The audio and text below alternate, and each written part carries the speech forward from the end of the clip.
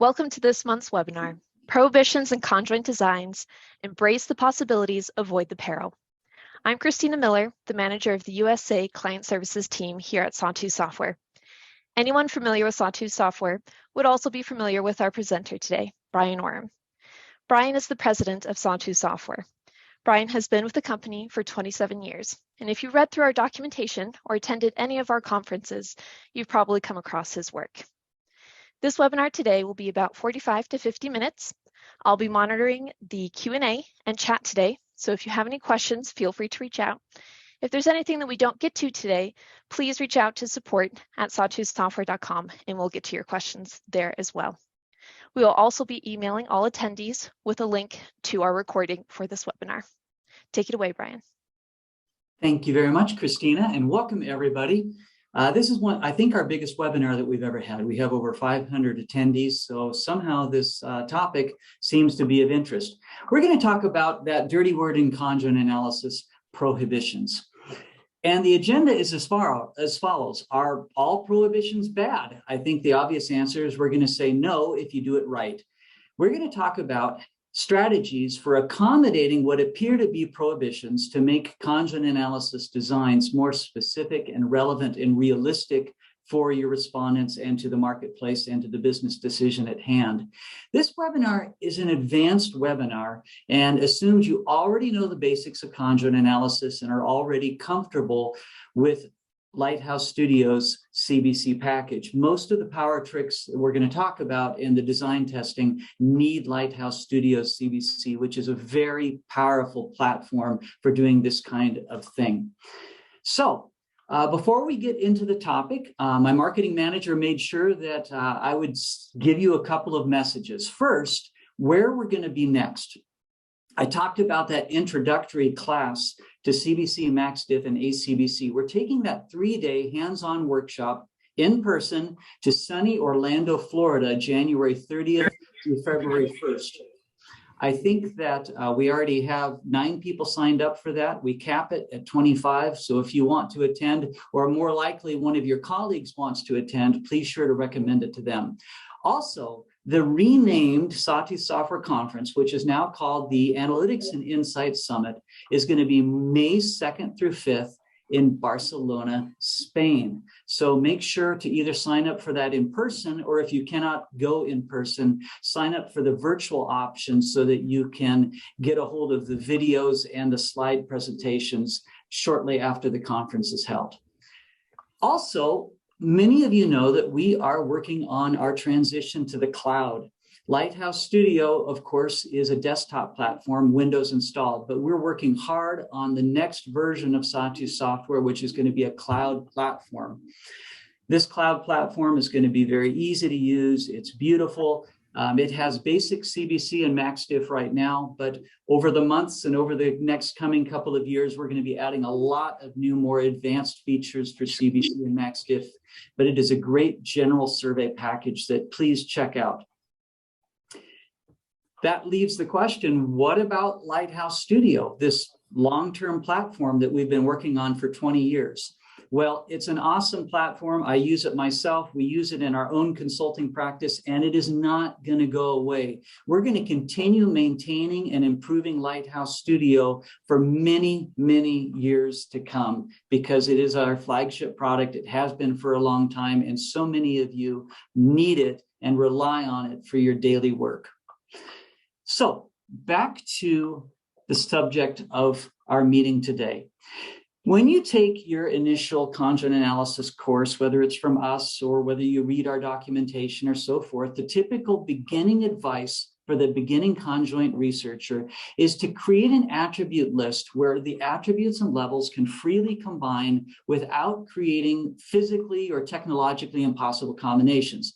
We tell you very unlikely combinations are okay, respondents can handle that, and we tell you that you should test design before you field your CBC or ACBC study and make sure for the robotic respondents, for the planned sample, let's say that you have 200 respondents that you plan to take your survey, run test design, send those robotic respondents through and look for standard errors of 0.05 or less for made effects and standard errors of 0.10 or less for the interaction effects. This is the Conjoint 101 advice, but we're going to go beyond that today to talk about what you should do when it really looks like you should involve what is known as a prohibition. Now, a prohibition is when the client or when you decide to say, hey, I don't really think that this level of this attribute should ever appear with this other level of this other attribute, which of course is going to mess up the perfect level balance and perfect orthogonality or independence of the attributes, which is a statistical problem. But there are a lot of ways that we can test whether we're going to be okay, or we can do some power tricks to get around it, accommodating the prohibitions without damaging very much our design. Now, if the client wants to do a prohibition, let's say that they say, well, we never would show our brand in color red. You really need to make them promise, maybe even sign a contract in blood with you, that they never will want to have you analyze with the market simulator their product in red, because you will never have shown those to respondents, and you would be extrapolating outside of your experimental design to be able to try to even predict for it. If this prohibition that you want to do makes the survey more realistic for respondents and is more specific and tight to what really happens in the real world, and it doesn't increase the standard errors very much, then we would say it's okay to go ahead with a few modest prohibitions. But there are some power tricks that we're going to talk about today to deal with these that involve no loss of precision, even though it looks like we're accommodating a prohibition.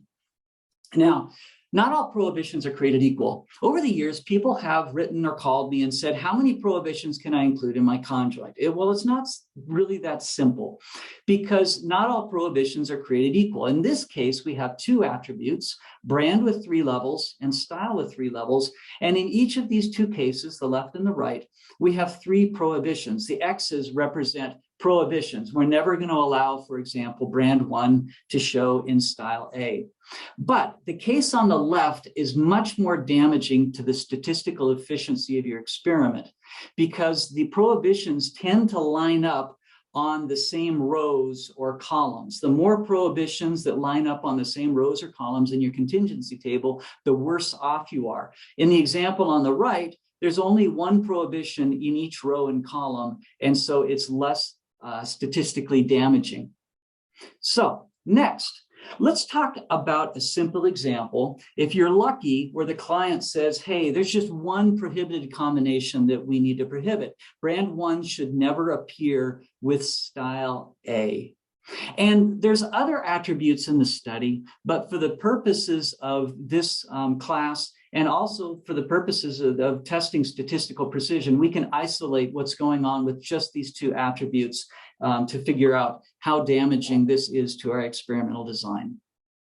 So I'm going to take us over to Lighthouse Studio, and I've already opened up the sample study, what's called the golf exercise that ships with Sawtooth software. When you go into your CBC study in Lighthouse Studio, there is something called the Design tab. After you've already added your attributes and levels, you go into the Design tab and you specify how many choice tasks and how many concepts to show per task. And there's something called the Test Design button. We're going to be talking a lot about clicking Test Design and looking at the standard errors for robotic respondents who take the survey randomly. And a little bit at the end of this presentation, we're going to talk about exporting the design to an Excel-compatible CSV file, manipulating that design and re-importing it through this button. But let's talk first about Test Design. When you click Test Design, it's going to go ahead and want to simulate a certain number of respondents, and I've typed 200, and to assume a certain percentage none, and it's pretty safe to usually assume 15%. We then click Test, and 200 respondents are generated, and we analyze across all those 200 respondents and their 12 choice tasks, how many times each level appears. That's this frequency across respondents, and it's very balanced. And we slide down to the logit report. It runs an aggregate logistic regression run, and it just tells us, hey, for these random respondents that you have, these are the standard errors. We want these numbers to be lower. Lower standard errors means higher precision. This is the precision of our utility estimates. And you can see that these fall all within the 0.05 or less recommendation that we give you in the basic training. Okay, that's our first example. Let's go back to the slides. And now let's talk about the 4 levels of brand and the 3 levels of style that we want to address, where the client wants to prohibit brand 1 from showing with style A. First, let's go ahead and set up our CBC study and run test design with no prohibitions. So we can see where we would be before we did any types of prohibitions. And we find with 200 respondents and 15% none, that our standard errors are all nicely below 0.05, which is the region that we want them to be. Now that we've done that and established the gold standard, we go ahead and implement the prohibition. I go back to the software, I go into the prohibitions button, I click the prohibition between brand 1 and style A, I re-click the test design button, and it gives us a new report. The first thing you'll notice is that our frequencies are not so balanced. We underrepresent the client's brand by a little bit, and also underrepresent style A by a little bit, because those 2 things were involved in a prohibition. And the standard errors have gone up a little bit. They're still below the 0.05, but they've only gone up from about 0.04 to about at most 0.045. We'll talk in a little bit about how much of a big deal that is. It's not very much of a big deal here. We're still under the 0.05 target. Also note that when you put a prohibition into the software between brand and style, the software will no longer let you afterward, if you want to, estimate an interaction effect between brand and style, because it will try to estimate a parameter for what happens when brand 1 occurs with style A, which never appeared in your experiment anymore. And so the software will not let you estimate an interaction effect between brand and style. So let's talk about these interaction effects a little bit more. Most of the time when we're doing analysis with hierarchical Bayesian estimation, we just estimate the independent utility of each attribute level. We call those the main effects, a utility for each attribute level in our study. If we ask the software to add additional interaction terms, we're estimating some additional utility effects that estimate the additional impact when 2 attributes come together, the levels of those 2 attributes come together beyond that being estimated by the main effects. So imagine that we had cars and colors. We'd get a main effect estimate for Ferrari, a main effect estimate for red. But if we added an interaction term, we'd get an additional utility element in the estimation that's indicated that when Ferrari and red came together, maybe there was a special positive bump of +1 because those 2 things together made something special that added 0.1. Should we include interaction effects or not? Most of us do not. 20 years ago, prior to HB estimation, when we were doing aggregate analysis with aggregate logit or 2 or 3 or 4 group latent class analysis, we often needed to include interaction terms to better model the data and make better predictions, because those interactions just came out stronger with aggregate models. With HB estimation, where we estimate individual level models, the flexibility of fitting individual level tastes accounts for many of these interaction effects, which were just due to respondent taste heterogeneity. And so we rarely see the need to include interaction effects so more in our conjoint analysis today, where we run individual level models. But we do find some exceptions when you do conditional pricing tables, which we're going to talk about a little bit later in the session, or when there's strong aesthetic attribute interactions between different attributes. You could have still some strong interaction effects that you might want to account for even in hierarchical Bayesian estimation. Let's go back to our beginning example where the client wants to prohibit brand one from showing with style A. We already talked about how we ran the test design without the prohibitions, and that's shown on the left, and then we reran it with the prohibitions on the right, and we pointed out that brand one appears fewer times than before with the unprohibited design. It shows up 14% less.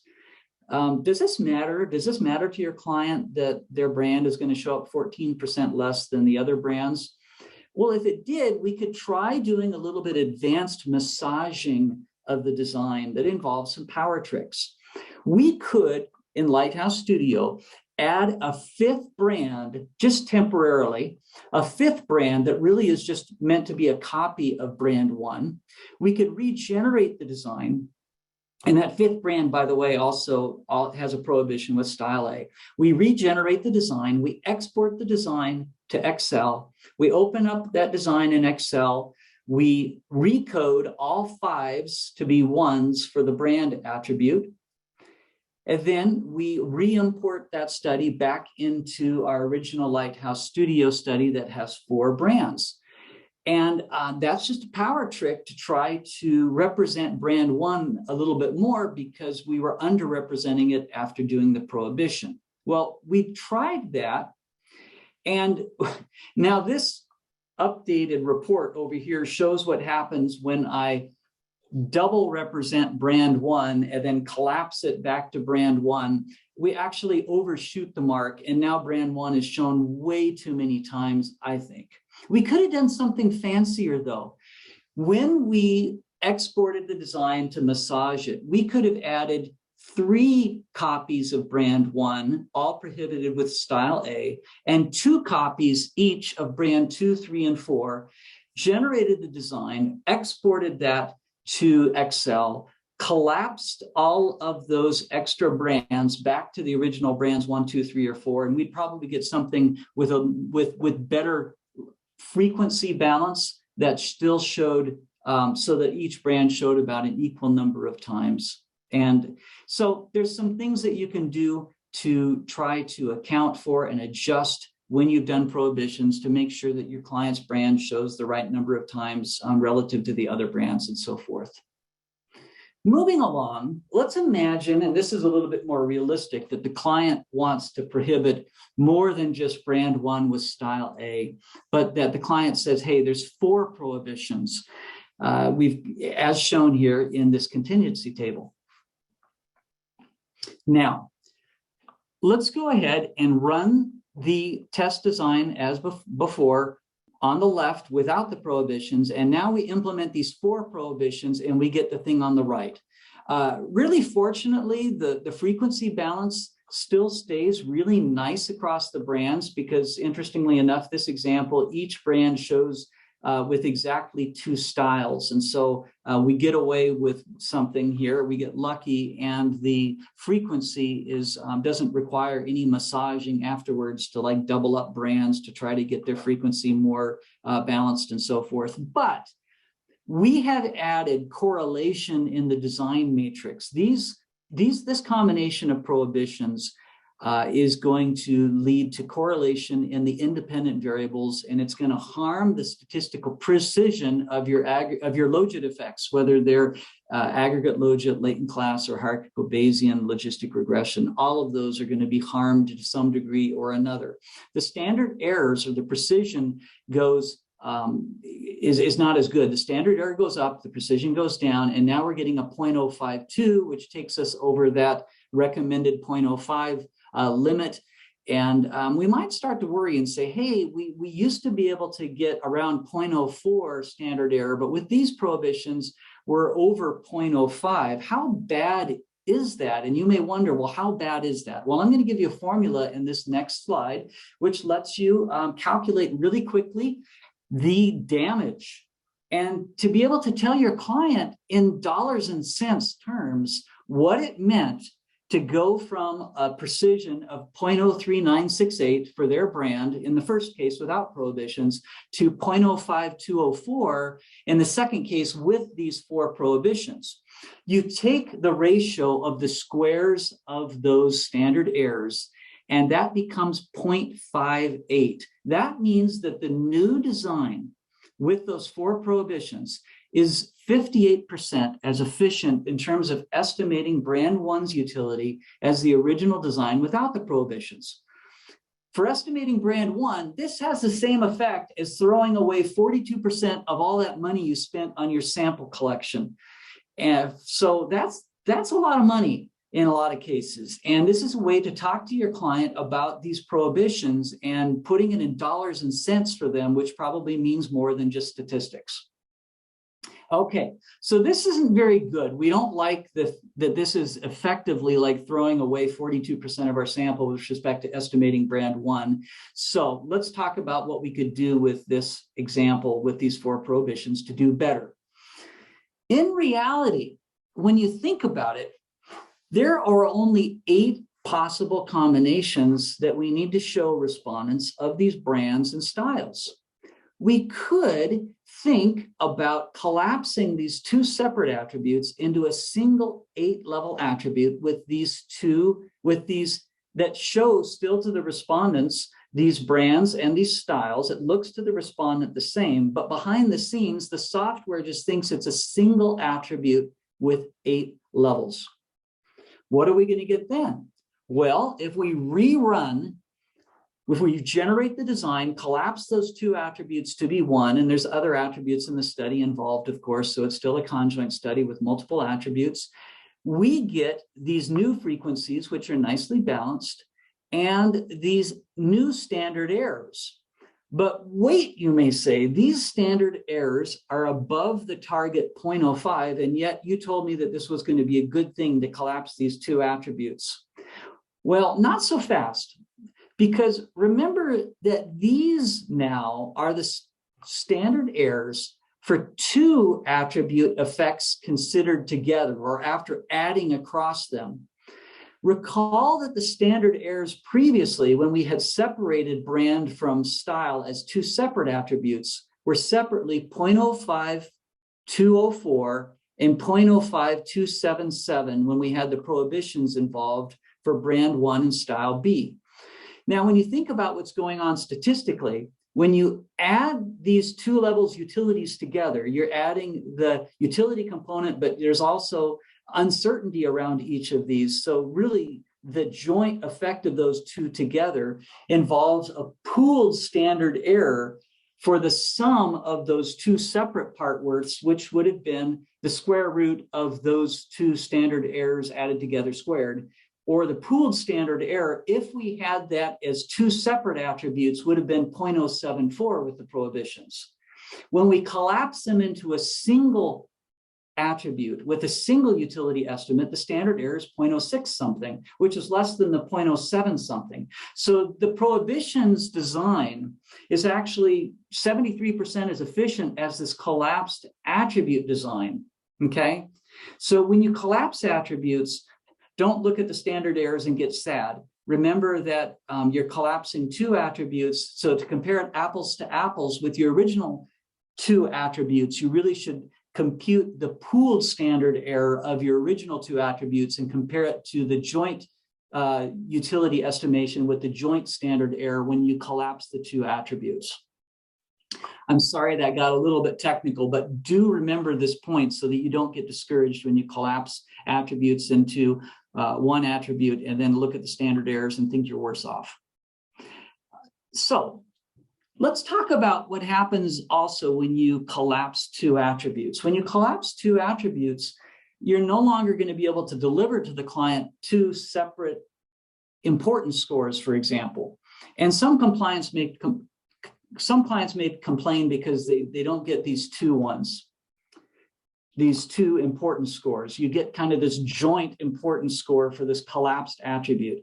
You know, I just don't think we really should be delivering importance scores to clients very much. I really think that we should focus all of our attention and analysis on the market simulator.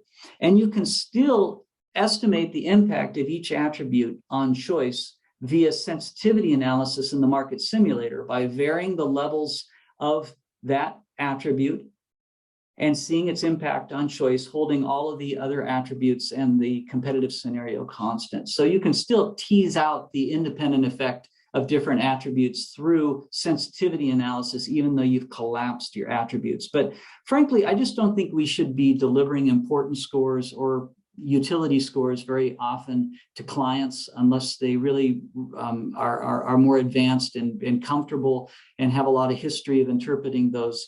But with new clients particularly, let's just steer them toward the choice simulator.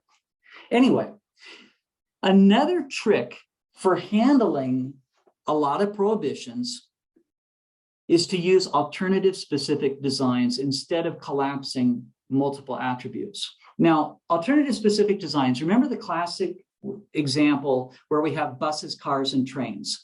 And the attributes that apply to bus, such as frequency, don't apply to car, but the attribute involving car, like how much it costs to park at work per month, the parking fee, affects car, but doesn't affect taking the bus or the train to work, et cetera, et cetera.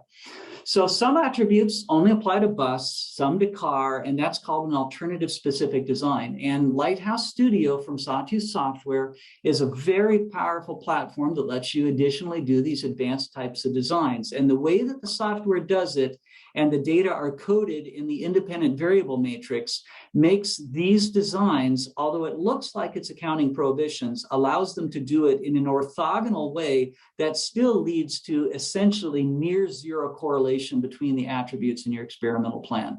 So we can leverage alternative specific designs to accomplish a lot of what appear to be prohibitions. So let's think about this original example number 2 for the client, where the client said, hey, brand 1 and 2 only get styles B and C, but brands 3 and 4 only get styles A and C. Really, this can be thought of as a straightforward alternative specific design. Let's think about this. Okay, what we're going to do is we're going to set up 3 attributes in Lighthouse Studio's CBC. The first attribute has brands 1 through 4. It's the brand attribute. The second attribute has only 2 levels, styles B and C. And the third attribute only has 2 levels, styles A and C. And we go into Sawtooth Software's Lighthouse Studio CBC and we click the alternative specific button, and it first asks you which is your primary attribute, and you say attribute number 1, and then it says, okay, now tell us if there's any conditional attributes that apply to the different levels of brand. And you'll say, sure, for brands 1 and 2, attribute 2 apply. For brands 3 and 4, attribute 3 applies. And that's your setup for your alternative specific design. So I'm going to show what I just talked about. I'm going to get out of my original study and I'm going to go over to the alternative specific design study. Again, like I said, in attributes, we set up 3 attributes: brand with 4 levels, styles B and C, which are only going to appear with a couple of the brands, and styles A and C with 2 levels, the third attribute that only apply to the other levels of brand. We click that alternative specific design button like I talked about.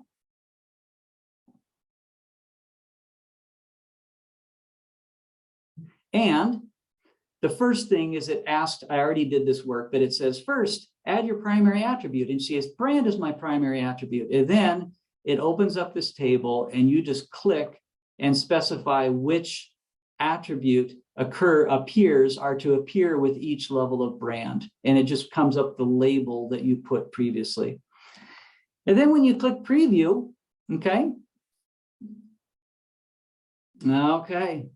Says the current CBC design includes alternative specific rules. You cannot click the show attributes labels checkbox and select left of concepts as your attribute label location unless you check the alternative specific settings on the attributes tab to align common rows. So it's telling me about some settings that I'm going to need to resolve before I go ahead and display that.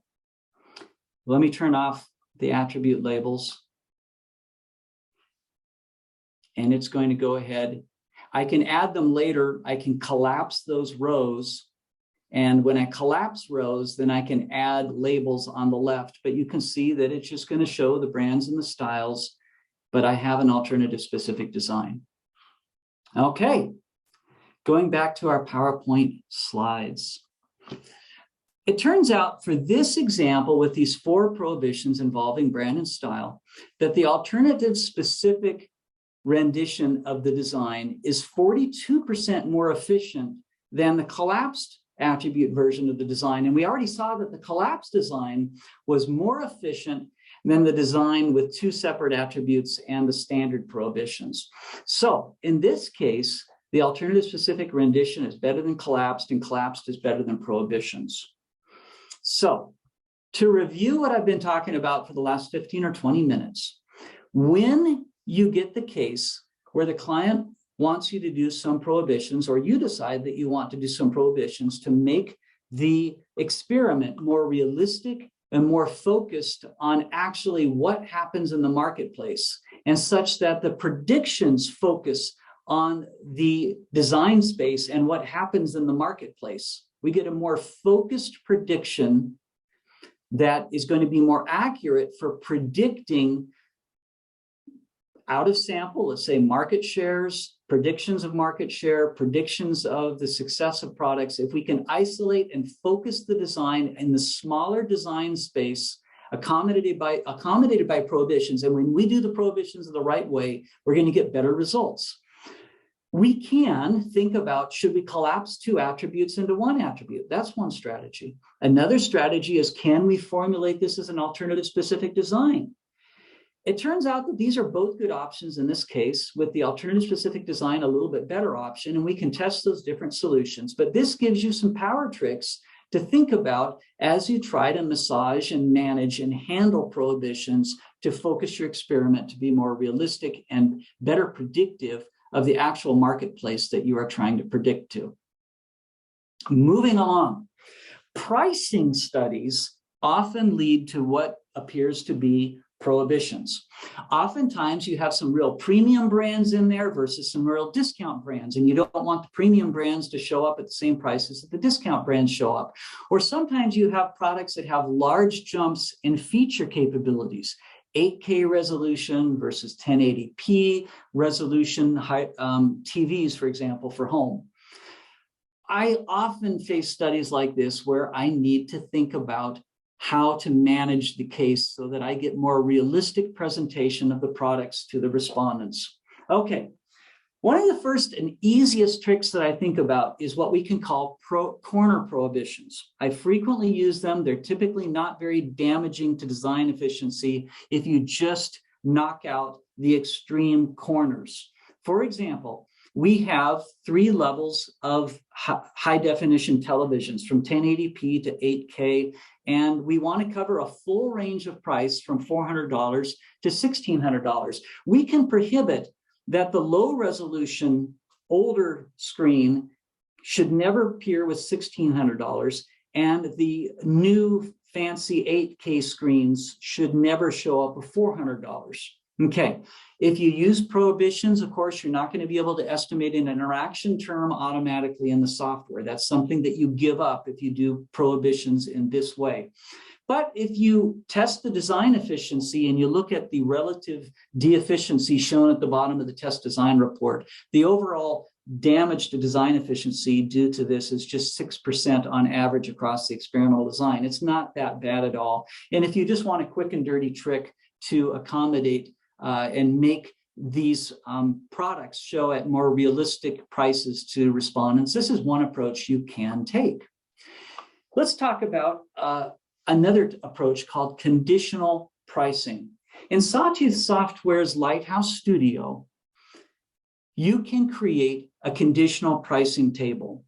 This feature is not available yet in Discover's CBC. Alternative specific designs are not yet available in Discover's CBC. Discover's CBC can handle your more generic, straightforward CBC studies. When you want to do these more fancy, more advanced things, Lighthouse Studio is just brilliant. It is fantastic, and the studies that it produces, the surveys are mobile compatible. They look very nice. Our styles are very up to date.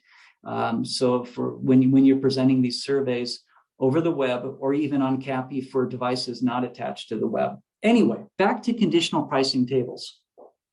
To do a conditional pricing table, it's essentially going to be a lookup table where you first establish a price attribute and say, let's give it 5 levels, where on average, price 1 is going to be 40% less than the average price, and price 5 is going to be 40% greater than the average price. I've shown equal increments here, but it could have gone negative 40%, negative 25%, 0%, plus 25%, plus 40%. I can do something like that too. Now then, we go ahead and tell Sawtooth software that price is going to be conditional on another attribute, such as the 3 levels of screen resolution.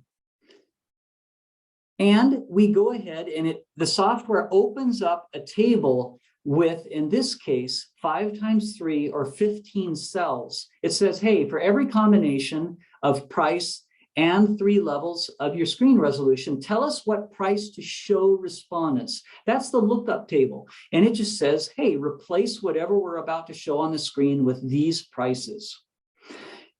Importantly, the experimental design behind the scenes still just represents 5 levels of price. We're still going to use part worth dummy coding and come up with a utility level for each level of price. And the software is going to think that there are no prohibitions, but yet respondents are going to be seeing prices that are much more, let's say, customized to whether it is a 1080p computer or a television or an 8K television. 8K televisions are always going to show from $720 to $1680, and 1080ps are always going to show from $480 to a maximum of $1120. Now then, let's talk about some notes and caveats when you use conditional pricing. When you use conditional pricing and you run your utilities, you can no longer interpret the part with utilities as partialed out, everything else equal. Since the utility for 1080p now is kind of confounded with its average price, which was lower, and the utility for 8K is now kind of confounded a little bit with the average higher price that it was shown at.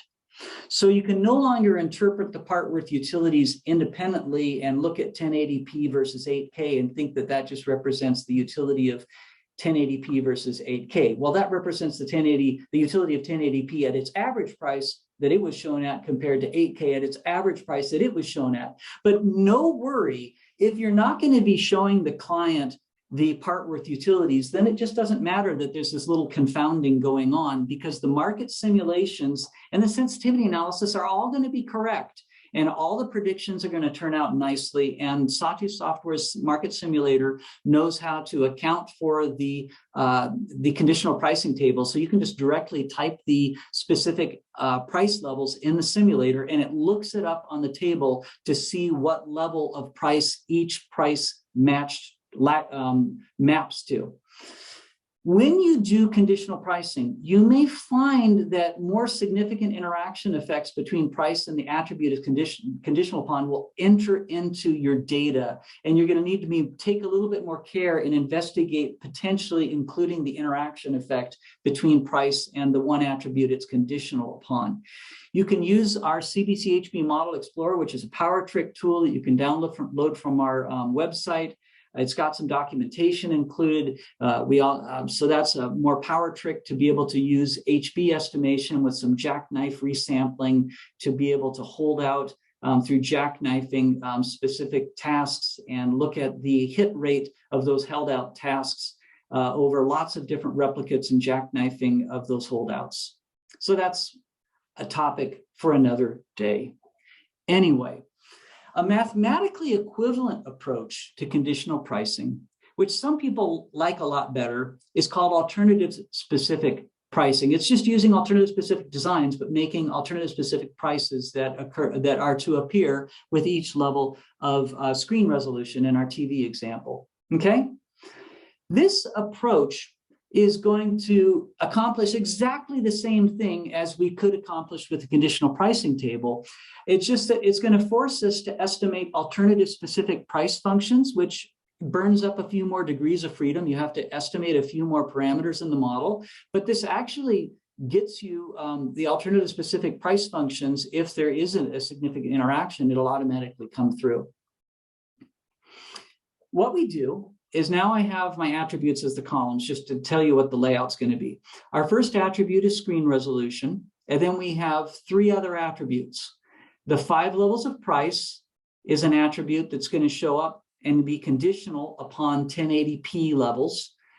The 4K prices are going to be conditional on 4K, and the 8K prices are only going to show, that attribute number 4 is going to only show when 8K TV show. But this is exactly like the car, bus, train thing. Rather than saying car, bus, train and having the car and the bus and the train attributes here, we're just saying, hey, these are levels of resolution, and we're going to have the price attribute that's applicable to 1080p and 8K, et cetera, et cetera. The last trick, and this is an even greater power trick, is called summed pricing. Summed pricing is something that's automatically accommodated in our ACBC, our adaptive CBC software, but we have not yet taught regular CBC software in Lighthouse Studio how to do summed pricing. But you, with a few power tricks, you can do it on your own. You can trick Lighthouse Studio CBC into doing it, but it involves typically formatting your price variable a little bit different in a CSV file and potentially running hierarchical Bayes or latent class estimation using Sawtooth Software's standalone CBC, HB, or latent class tools. This is the sort of thing that you're going to need to read a little bit of documentation or maybe hire a consultant. Sawtooth Software has a consulting division called Sawtooth Analytics that you can use, or you can contact another person in the industry, a good consultant who's been through these paces before if you can't figure it out. Let me give you some hints, though, to figure it out. With summed pricing, we create, typically together with the client, specific price deltas, price increases to add when each level or most of the levels come together, okay? We don't have to establish a price for every attribute level in our study, but here in this example, I have shown it. Whenever brand A is going to show, we're going to add an extra $100 to the price. When B shows, we're going to add an extra $300, et cetera, et cetera. It's not necessary for you to get exact market prices here. Prices that are in the right ballpark will work just fine because we're going to end up shocking these total prices by a random component anyway. But the idea with summed price is generally we want the premium products that have the better level to be shown at more premium prices, and the less premium products, the discount products with the discount prices. But we've got to be careful because we got to make sure that we don't have a perfect correlation of price and the features. If we just add up the feature prices and show them those on the screen, then that's going to create a perfect correlation of the features and summed price. And you can't have one column of your independent variable be able to be perfectly predicted by a linear combination of other columns in your independent variable matrix, or your regression is going to completely fail. In other words, in order to be able to estimate a separate independent price effect, we have to have price vary independently, at least somewhat enough. And in our experience, plus or minus about 30% random shock to the sum total across the attribute features is enough to do the trick, to break up the correlation enough so that we get reasonable estimates. Again, what we're going to do for the respondent is when we're getting ready to show brand B, medium size, fast speed, we're going to add up behind the scenes those pieces, which would be $1,000. But then we're going to draw a random shock. And in this case, we drew a 25% downward shock, and we're going to end up showing to the client to the respondent, $750. We don't show all the pieces, the summed level component pieces. We just show the shocked total. So you show the respondent, brand B, medium size, fast speed, $750. Now you have to do that, of course, for every concept that you're going to show on the screen in a CBC. So let me give you some steps for how to do this in Lighthouse Studio's CBC software. Let's say that we're going to go ahead and create 12 discrete levels of price, running from like that low of $400 to that high of like $1,700 or whatever it was for HD TVs, with increments, specific price increments from that very low that the 1080p computer TV can show at, all the way to the very high level of the 12 discrete price points. Now we're going to go ahead and generate that experimental design with 12 levels of price, and we're going to export it to Excel. So now we've got the 12 price levels, the other attribute levels, and using just some simple formulas in Excel, you're going to add up the additive level prices to calculate what the price is that you would, the market price that you would show for each product concept. And then you're going to draw the random component, that random shock, and then round that rounded summed total price to whichever of the 12 discrete buckets it comes closest to. Now, you're typically going to end up with kind of a normal distribution. The prices in the middle of the 12 discrete levels of price are going to show a little bit more often than at the extremes, price levels 1 or 2 or 11 or 12. But that's pretty realistic, actually. And just go ahead and test design to make sure you're getting enough observations across all 12 to get reasonable standard errors. We import that modified design with the 12 level price attribute, where we have rounded the summed price for each concept to the nearest bucket, the 12 price level buckets. And we run test design to make sure that our frequencies are reasonable. It's probably going to be a little bit higher in the middle and lower frequencies on the edges of these 12 prices, but that's okay, and probably more realistic for products in the real world. Look at the standard errors though, okay? Look at the standard errors and make sure they still look reasonable for the 12 levels of price. Field your study as you normally would, because you're going to keep this native within Lighthouse Studio. You don't have to do any outside estimation with standalone CBCHB or standalone latent class. Estimate your part with utilities as you normally would for these 12 levels of price. Typically, you'll probably constrain the price utilities or subsets of those price utilities to keep things well behaved. The last thing, the last power trick before I'm done, is a little bit more tricky way of dealing with this same issue. This time we're going to use the conditional pricing tables. We can use the conditional pricing tables to make price conditional on all these other attributes, these other 3 attributes in this example.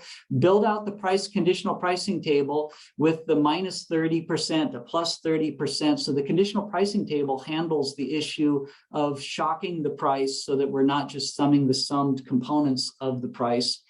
But to do the analysis properly, you really shouldn't just estimate things natively within Lighthouse Studio with the relative -30% to +30% price vector.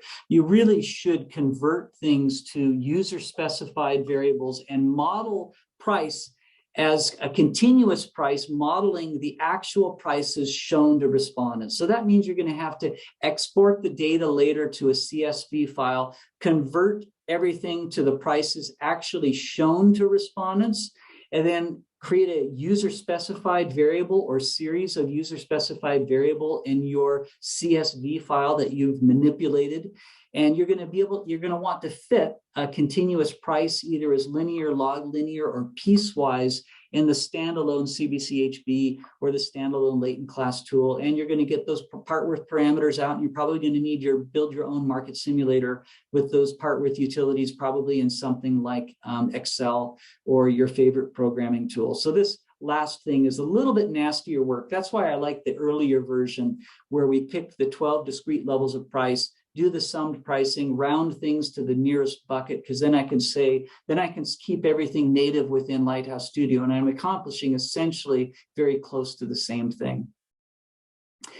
With that, we are done. Thanks for attending this webinar. I know some of it was very advanced as we accelerated along, especially the summed pricing examples, but I hope this has given you some food for thought. If you have further questions, you can, of course, read documentation. You can review the video of this a little bit more carefully. You can call up Christina's group on some of these topics. For the more advanced topics like summed pricing, if you want some help, our consulting division is here to help. Other consultants in the industry also are able to do this. So get together with somebody who can mentor you and can train you and help you if you want to accomplish some of these things that I've mentioned that you think maybe extend a little bit beyond your capability right now. With that, I'll turn it over to Christina to wrap things up. Thank you, Brian. Brian essentially hit all the points. If we didn't get to your questions or you want to go a little bit more in depth with us, this is what our support team is here for. We love discussing designs with you. And if you do run into those test designs where you have high standard errors, give us a call. We'd be happy to brainstorm some design options that you have. With that, have a wonderful day, and we'll talk to you later.